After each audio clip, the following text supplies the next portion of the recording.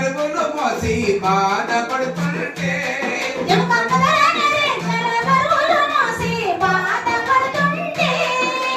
చేపకు దొరసని రోగలి పోటుల మాటలంటుంటే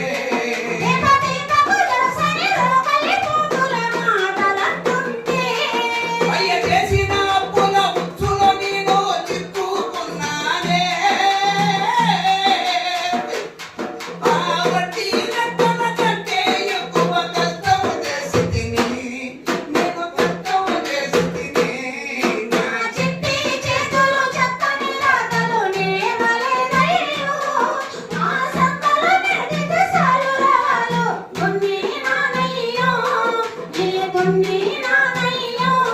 వాళ్ళ గొడ్ల పువ్వులు వాళ్ళ పిండి పెట్టి ముద్దుగా చూస్తా